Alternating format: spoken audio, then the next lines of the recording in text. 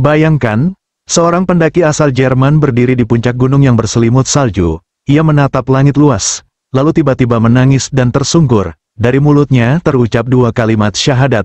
Apa yang sebenarnya ia lihat? Tanda-tanda kebesaran Tuhan yang mengguncang hatinya. Hingga akhirnya ia memeluk Islam. Selamat datang di channel ini. Jika kisah ini menyentuh hati Anda, jangan lupa untuk like, subscribe, dan aktifkan lonceng notifikasinya agar tidak ketinggalan kisah inspiratif lainnya. Tuliskan sholawat di kolom komentar. Allahumma shalli ala Sayyidina Muhammad wa ala ali Sayyidina Muhammad. Semoga dengan bersalawat, kita semua mendapatkan syafaat Nabi Muhammad Sallallahu Alaihi Wasallam. Amin.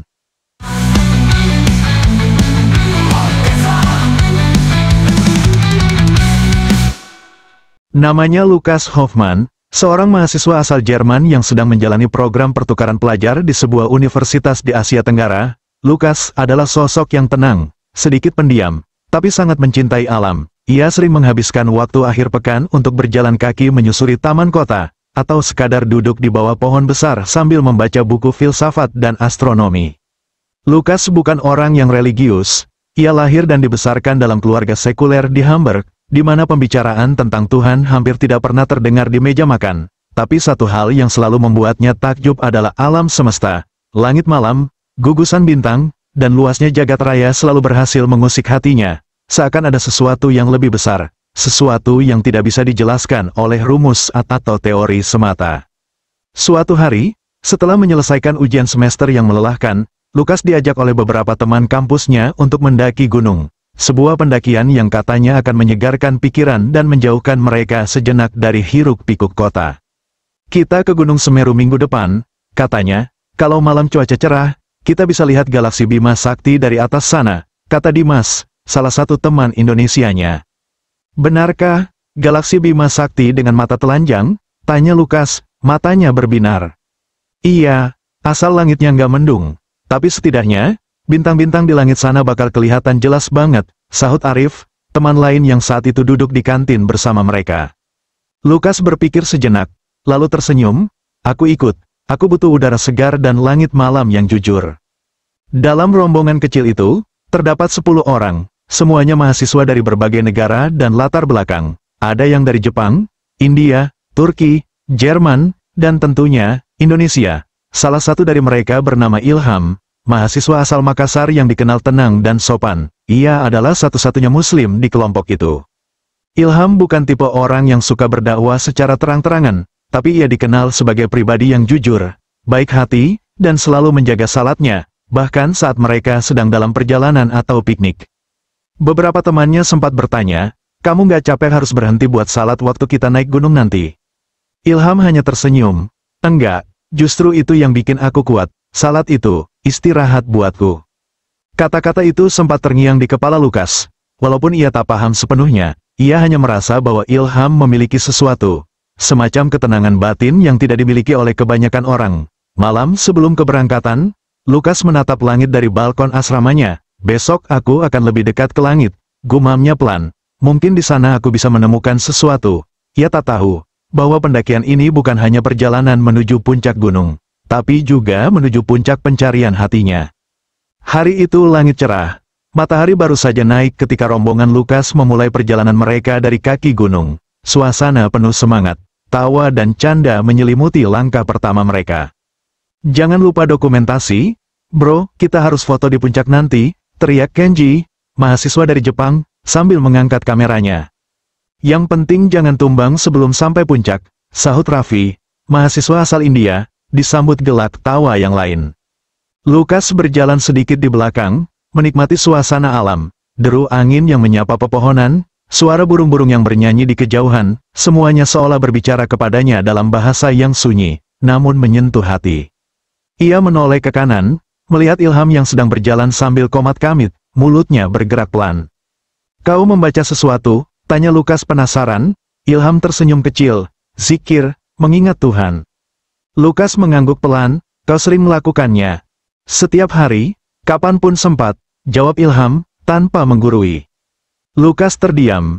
Ia tak paham apa yang Ilham ucapkan, tapi ia merasakan ketenangan dalam caranya menjawab. Tidak ada fanatisme, hanya ketulusan. Beberapa jam berlalu, jalur pendakian mulai menanjak tajam, nafas satu persatu mulai tersengal. Mereka beristirahat di pos ketiga, sambil mengisi ulang tenaga. Ilham mengambil air wudhu dari mata air kecil di pinggir jalur, lalu membentangkan jaketnya sebagai alas salat. Lukas memperhatikan dari kejauhan, penasaran. Setelah selesai, Ilham duduk sebentar, lalu mengambil kurma dari dalam ranselnya. Ia menawarkan kepada Lukas.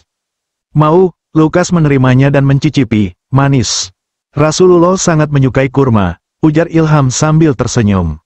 Rasulullah, siapa itu? Utusan Tuhan dalam agama kami, Nabi terakhir dalam Islam, jawab Ilham lembut. Lukas mengangguk, ia tidak melanjutkan pertanyaan, tapi pikirannya mulai sibuk sendiri.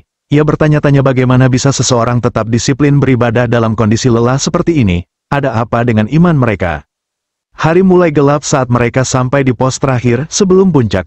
Beberapa dari mereka mulai kelelahan, tapi Lukas tetap semangat, ia ingin sekali melihat langit malam dari atas sana. Besok subuh kita ke puncak, biar bisa lihat sunrise dan bintang-bintang juga masih kelihatan, kata Dimas sambil membagi logistik. Kalau cuaca bagus, langitnya bakal luar biasa, tambah Arif. Lukas menatap ke langit yang mulai memunculkan bintang-bintang kecil, ia menarik nafas panjang. Aku tidak tahu kenapa, tapi aku merasa, ada sesuatu yang menungguku di atas sana. Ilham yang duduk tak jauh dari situ hanya tersenyum, tidak berkata apa-apa, tapi dalam hatinya, ia membisikkan doa, Ya Allah, berilah petunjuk bagi siapapun yang Engkau kehendaki. Bukakan hati mereka yang sedang mencari kebenaran. Dan malam itu, di tengah udara dingin dan suara serangga malam, Lukas merasa lebih tenang dari biasanya, seolah ada tangan tak terlihat yang sedang membimbingnya, menuju sebuah kebenaran yang belum ia kenal. Subuh masih jauh ketika mereka memulai pendakian dari pos terakhir menuju puncak. Kabut tipis menyelimuti jalan setapak, dan udara begitu dingin hingga napas mereka tampak mengepul. Langkah demi langkah, mereka mendaki dalam diam, hanya sesekali terdengar suara ranting terinjak atau bunyi batu bergeser. Lukas berjalan sejajar dengan Ilham, yang sesekali menggumamkan sesuatu, bukan lagu, tapi doa. Apa yang kau ucapkan? Tanya Lukas pelan, suaranya nyaris hilang tertelan angin. Doa, agar kami sampai dengan selamat, dan bisa melihat keindahan ciptaannya, jawab Ilham lembut. Lukas tidak menjawab, tapi dalam hatinya, ia merasa, kalimat itu begitu dalam, ciptaannya, siapa? Akhirnya, sekitar pukul 5 pagi, mereka tiba di puncak. Mereka tak banyak bicara, langit di atas begitu jernih, seolah semua awan telah disingkirkan oleh tangan-tangan tak terlihat. Ribuan bintang bertaburan, lebih banyak dari yang pernah Lukas lihat sepanjang hidupnya. Dan di sana, membentang seperti lukisan agung yang tak bisa dibuat manusia, galaksi Bima Sakti, melengkung megah di atas kepala mereka. Luar biasa, bisik Raffi sambil mendongak. Lukas berdiri terpaku, jantungnya berdetak cepat, ada sesuatu dalam dirinya yang tiba-tiba meledak, bukan karena lelah, tapi karena rasa kagum yang tak tertampung oleh logika. Ia menatap ke langit seperti anak kecil melihat dunia untuk pertama kali. Bagaimana mungkin, sesuatu yang sebesar ini, seindah ini, terjadi begitu saja, gumam Lukas. Ilham yang berdiri di sampingnya, hanya diam sejenak, ia tahu, inilah momen yang paling tepat. Lukas, ucap Ilham pelan, apa kau tahu, dalam Islam, semua yang kau lihat di langit sana, bukanlah kebetulan. Bintang, galaksi, matahari, bulan, semua itu adalah tanda-tanda kebesaran Allah. Kami menyebutnya, ayat-ayat kauniyah, ayat-ayat alam. Lukas menoleh, matanya masih menyimpan takjub yang belum reda. Ayat, seperti kitab suci? Tanyanya. Ilham mengangguk, iya, tapi ini bukan ayat yang ditulis di kertas. Ini ayat yang dibentangkan langsung oleh Tuhan di langit dan bumi, agar manusia berpikir dan mengenalnya. Lukas terdiam. Ia kembali menatap langit, hatinya terasa seperti disentuh sesuatu yang hangat, sesuatu yang dalam. Ia merasa kecil, sangat kecil di hadapan semesta, tapi di saat yang sama, ia merasa dimiliki, seolah semesta ini bukan sekadar ruang kosong, tapi rumah yang diciptakan oleh Zat yang Maha Besar. Kalau memang semua ini ada karena Tuhan, mengapa aku baru merasakannya sekarang? Tanya Lukas lirih. Ilham menarik napas dalam. Mungkin karena sekarang, hatimu sedang terbuka, dan saat hati terbuka, cahaya kebenaran akan masuk. Matahari mulai muncul di ufuk timur, langit perlahan berubah warna, dari hitam menjadi oranye keemasan. Cahaya pagi menyapu wajah-wajah mereka yang masih terpaku menatap langit. Lukas menyeka air matanya, bukan karena dingin, tapi karena sesuatu dalam dirinya terasa pecah. Untuk pertama kalinya dalam hidupnya, ia sadar, alam semesta ini terlalu sempurna untuk tidak memiliki pencipta. Ia menoleh ke Ilham. Bisakah kau ajarkan aku tentang Tuhan yang kau percaya itu? Ilham tersenyum hangat, dengan senang hati. Dan di puncak gunung itu, di hadapan langit dan bintang-bintang yang bersaksi, Lukas merasa seperti lahir kembali. Mereka duduk di tepi puncak, di atas batu besar yang menghadap langsung ke lautan awan. Matahari mulai naik perlahan, menyinari wajah mereka yang masih dibasuh embun pagi. Anggota kelompok yang lain sibuk berfoto atau menyeduh kopi hangat, tapi Lukas dan Ilham tetap di tempat, larut dalam keheningan yang tak biasa. Setelah beberapa saat, Lukas akhirnya bicara, "Ilham, aku tidak tahu kenapa, tapi saat aku berdiri di sini, menatap langit semalam, aku merasa seperti dilihat." Ilham menoleh perlahan. Dilihat oleh siapa? Aku tidak tahu. Tapi rasanya, ada yang menyapaku dari balik bintang-bintang itu. Seperti, ada sesuatu yang ingin aku ketahui selama ini. Tapi baru sekarang aku menyadarinya. Ilham mengangguk pelan, lalu berkata, dalam Islam, kami percaya bahwa fitrah manusia adalah mengenal Tuhan. Setiap hati sebenarnya tahu, bahwa ia berasal dari sesuatu yang lebih tinggi, lebih agung. Alam ini, langit, bintang, galaksi, semua hanyalah cermin dari kebesarannya. Lukas memejamkan mata sejenak, tapi, mengapa Tuhan tidak muncul langsung saja, membuat semua orang percaya? Ilham tersenyum. Kalau Tuhan muncul langsung, apa artinya iman? Iman adalah ketika kau percaya, bahkan ketika kau belum melihat, dan Allah sudah memberi cukup banyak tanda, di langit, di bumi, dan dalam diri kita sendiri. Seperti langit semalam? Tanya Lukas. Ya, jawab Ilham, seperti keindahan yang kau lihat itu. Bahkan dalam Al-Quran, Allah berulang kali bersumpah demi langit dan bintang-bintang, karena itu adalah tanda-tanda kebesarannya. Lukas menunduk, merenung, kau tahu, lanjut Ilham, ketika aku masih kecil, ayahku sering berkata, lihat langit saat malam, dan kamu akan tahu betapa kecilnya kamu, dan betapa besar kasih sayang Tuhan yang memberimu hidup untuk menyaksikannya. Lukas tertawa kecil, tapi matanya berkaca-kaca, sampai tadi malam, aku selalu percaya bahwa alam ini terjadi karena kebetulan. Tapi rasanya mustahil, sesuatu yang sedetail dan seindah ini, hanya muncul tanpa maksud. Ilham mengangguk, dan mungkin, malam itu bukan sekadar langit yang kau lihat, tapi pintu yang Tuhan bukakan untukmu. Lukas menoleh padanya, jika aku ingin mengenal Tuhan yang kau sembah, dari mana aku harus mulai? Ilham menjawab lembut, mulailah dari syahadat, dua kalimat yang sederhana, tapi itu adalah gerbang menuju cahaya. Dan setelah itu, kau akan tahu, Tuhan tidak jauh. Dia sangat dekat, bahkan lebih dekat dari urat lehermu sendiri. Lukas menatap langit sekali lagi. Udara pagi itu membawa kehangatan, bukan hanya di kulit, tapi jauh lebih dalam, di hatinya. Dan untuk pertama kalinya, Lukas merasa, hatinya bukan kosong, ia merasa dimiliki. Dan ia tahu, ia sedang mendekat kepada sang pemilik. Setelah percakapan panjang itu, suasana menjadi lebih hening. Lukas tidak langsung berkata apa-apa, ia duduk bersila, menatap cakrawala yang perlahan mulai diterangi matahari. Seperti biasa, ia lebih banyak diam, tapi wajahnya menyimpan perenungan yang dalam. Ilham bangkit pelan, membentangkan jaketnya dan bersiap untuk menunaikan salat subuh. Ia mengambil wudhu dari botol air, lalu berdiri menghadap ke timur. Lukas memperhatikan dari jauh. Untuk pertama kalinya dalam hidupnya, ia memperhatikan gerakan salat dengan mata dan hati yang terbuka. Ia melihat Ilham ruku, bersujud, berdiri kembali, dan ia tak bisa menjelaskan kenapa, tapi ada sesuatu yang sangat damai dalam setiap gerakan itu. Usai salat, Ilham kembali duduk, Lukas mendekatinya perlahan. Ilham, ucap Lukas pelan, ketika kau bersujud, apa yang kau rasakan? Ilham menatapnya dalam, lalu menjawab, rasa kecil, tapi bukan kecil yang menyakitkan, kecil yang membebaskan, karena saat bersujud, aku tahu, aku ini hamba, dan aku percaya, ada Tuhan yang mendengar semua doa-doaku, bahkan yang tak sempat aku ucapkan. Lukas menunduk, matanya mulai basah. Aku iri, katanya, nyaris seperti bisikan. Aku iri dengan ketenanganmu. Aku iri karena kau tahu kemana arah hidupmu.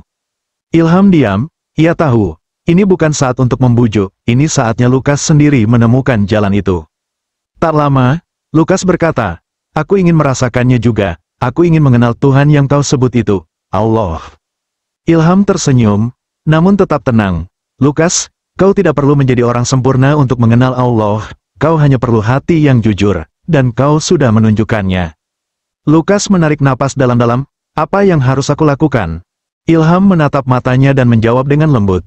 Ucapkan 2 kalimat ini, dengan yakin, dan itu akan menjadi langkah pertamamu, bukan akhir, tapi awal dari kehidupan yang sesungguhnya. Ilham kemudian membisikkan 2 kalimat syahadat dengan perlahan. Asyhadu an la ilaha illallah, wa asyhadu anna Muhammadan Rasulullah. Lukas menirukan kalimat itu, suaranya bergetar, tangannya gemetar, tapi tak ada ragu di wajahnya, air mata mengalir perlahan di pipinya. Saat kalimat terakhir terucap, langit seakan bersaksi. Embun pagi berubah menjadi saksi bisu, dan udara dingin terasa hangat seperti pelukan dari langit. Lukas menunduk, bukan karena lelah, tapi karena jiwanya baru saja bersujud untuk pertama kalinya dalam hidup. Beberapa temannya mendekat, melihat Lukas menangis. Apa yang terjadi? Tanya Dimas. Ilham menjawab pelan sambil tersenyum, sahabat kita baru saja menemukan cahaya. Dimas dan yang lain menepuk pundaknya, mereka mungkin belum sepenuhnya memahami, tapi mereka tahu, Lukas bukan lagi orang yang sama, ada cahaya yang terpancar dari wajahnya, cahaya keikhlasan. Beberapa menit kemudian, saat mereka mulai bersiap untuk turun gunung, Lukas berdiri di pinggir puncak, menatap ke langit yang kini semakin terang. Ia menutup matanya dan berkata dalam hati, aku tidak tahu apa yang menungguku di bawah sana, tapi kini aku tahu siapa yang selalu bersamaku. Bahkan saat aku merasa sendiri, Tuhan itu nyata, dan aku telah menemukannya. Dan pagi itu, di atas gunung yang menjulang ke langit, seorang pemuda asal Jerman, telah menemukan arah hidupnya. Beberapa hari setelah turun dari gunung, Lukas Hoffman terlihat berbeda. Wajahnya lebih tenang, senyumannya lebih dalam. Ia tak lagi seperti pemuda yang dulu hanya mengejar kedamaian lewat alam. Kini, ia telah menemukan kedamaian dalam Tuhan. Lukas mulai belajar membaca Al-Quran. Ia rajin bertanya kepada Ilham tentang ajaran Islam. Ia bahkan datang ke masjid kampus untuk ikut kajian, bukan karena paksaan, tapi karena rasa haus akan kebenaran yang kini mengalir deras dalam dirinya. Dulu aku mencari langit, kata Lukas dalam sebuah percakapan, tapi kini aku sadar, langit hanyalah jendela kecil yang menunjukkan besarnya Tuhan. Kisah Lukas bukanlah kisah tentang pindah agama, ini adalah kisah tentang hati yang terbuka, tentang pencarian makna yang selama ini hilang, dan bagaimana keindahan ciptaan Allah mampu menyentuh manusia di tempat yang paling sunyi, di lubuk hati. Mungkin di antara kita ada yang masih ragu, ada yang belum yakin, atau bahkan belum merasa pantas untuk mendekat kepada Allah, tapi percayalah. Hidayah bisa datang dari mana saja, bahkan dari langit malam yang dipenuhi bintang. Dan kadang, kita hanya perlu berhenti sejenak, diam, dan memperhatikan tanda-tandanya, karena sesungguhnya, Allah selalu berbicara kepada hambanya melalui alam, melalui peristiwa, melalui hati yang resah. Sahabat sekalian, jika kisah Lukas ini menyentuh hati Anda, mari kita ambil hikmahnya bersama, jangan lupa untuk like, subscribe, dan aktifkan lonceng notifikasinya agar Anda tidak ketinggalan kisah-kisah inspiratif lainnya. Dan yang terpenting, tuliskan sholawat di kolom komentar sebagai bentuk cinta kita kepada Nabi Muhammad Sallallahu Alaihi Wasallam. Allahumma salli ala Sayyidina Muhammad wa ala ali Sayyidina Muhammad. Semoga dengan sholawat yang kita panjatkan, kita semua kelak mendapat syafaat dari baginda Nabi Muhammad Sallallahu Alaihi Wasallam. Amin ya Rabbal Alamin. Sampai jumpa di kisah selanjutnya.